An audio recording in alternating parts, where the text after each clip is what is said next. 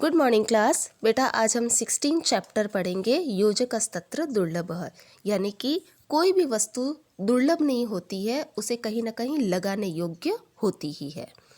तो chapter start करें। एकः उष्ट्रः अस्ति, एक ऊँट है। उष्ट्रः स्वभावेन वक्रः अस्ति, ऊँट स्वभाव से वक्र है, वक्र यानी टेढ़ा है।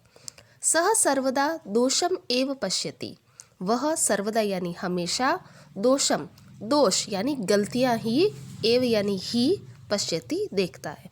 वह ऊँट हमेशा दूसरों की गलतियां देखता है। एकदा सह वने अटति, एक दिन वह वन में घूम रहा है। अटति यानी घूम रहा है। इस पैराग्राफ में सर्वदा, एव और एकदा ये तीन शब्द अव्यय है। सेकंड पैराग्राफ में आते हैं। मार्गे सह वृक्षस्य ऊपरी एकम शुकम पश्यति, मार्गे रास्ते में वह वृक्षस्य ऊपरी पेड़ के ऊपर एकम शुकम एक तोते को देखता है। उष्ट्रः शुकम वदति, ऊँट तोते को कहता है, हे शुक तव चंचु वक्र अस्ति, कि तोते तुम्हारी चोंच वक्र है यानी टेढ़ी है। शुकः लज्जाम अनुभवति, जो तोता होता है वह लज्जा का अनुभव करता है यानी उसे शर्म महसूस होती है। उष्ट्रः हसति अग्रे चलति, ऊँट हंसता है और आगे चलता है। इस पैराग्राफ में बेटा ऊपरी यानी ऊपर, अग्रे यानी आगे, ये दो शब्द अव्यय शब्द है।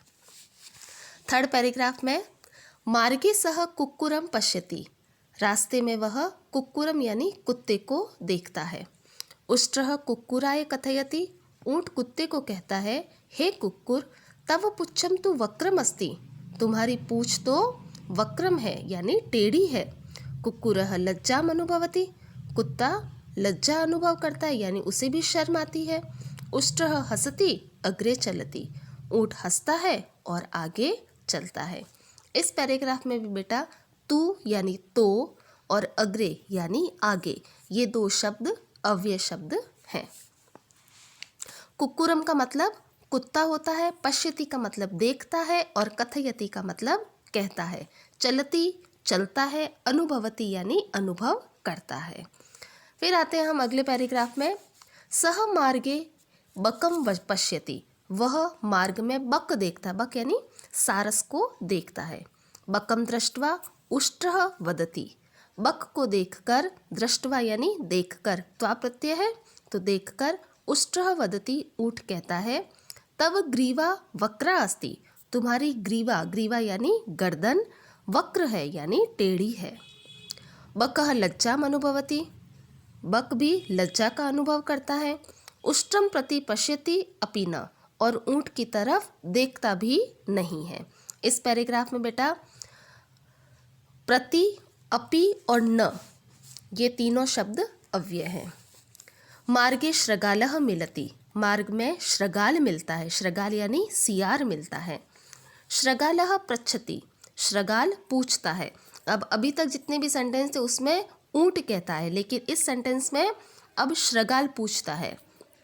उष्ट भ्रातः, के भाई ऊँट, कथम असि, कैसे हो। स्वास्थ्यम समीचीनम वा, स्वास्थ्य ठीक है या नहीं, ऐसा पूछता है। इस पैराग्राफ में कथम यानी कैसे, समीचीन यानी ठीक, वा का मतलब या, ये तीन शब्द अव्यय हैं। तो उष्ट्र वदति, ऊँट कहता है, स्वास्थ्यम समीचीनम, स्वास्थ्य तो ठीक है, किंतु अन्यत किमपि समीचीनम नास्ति, लेकिन और कोई ठीक नहीं है। अन्यत किमपि यानी दूसरा कोई भी, समीचीनम नास्ति ठीक नहीं है। शुकस्य चंचु वक्रा, तोते की चोंच टेढ़ी है। कुक्कुरस्य पुच्छम वक्रम, कुत्ते की पूंछ टेढ़ी है। बकस्य ग्रीवा अस्ति, और सारस की गर्दन टेढ़ी है। ऐसा कहता है ऊँट सियार को कहता है कि मैं तो ठीक हूँ, लेकिन तोते की चोंच टेढ़ी है, कुत्ते की पूंछ टेढ़ी है और सारस की गर्दन टेढ़ी है। तो श्रृगालः वदति, श्रृगाल कहता है, वापस सियार कहता है, शुकस्य चंचु वक्रा, तोते की चोंच टेढ़ी है, किंतु सह मनुष्यवाणी वक्तुम शक्नोति, लेकिन वह मनुष्य की वाणी यानी मनुष्य की भाषा बोल सकता है। कुक्कुरस्य पुच्छम वक्रम, कुत्ते की पूंछ टेढ़ी है, किंतु सह स्वामी भक्तः अस्ति, लेकिन वह स्वामी भक्त है। बकस्य ग्रीवा वक्रा, सारस की गर्दन टेढ़ी है, किंतु तस्य एकाग्रता प्रसिद्धा, लेकिन उसकी एकाग्रता प्रसिद्ध है। एकाग्रता मीन्स कॉन्सेंट्रेशन उसका प्रसिद्ध है। तब सर्वाणी अंगानी वक्राणी संति, तुम्हारे सारे अंग टेढ़े हैं, किंतु तुम मरुभूम्या नृपः अस्ति, लेकिन तुम मरुभूमि के यानी रेगिस्तान के राजा हो। नृपः अस्ति यानी राजा हो।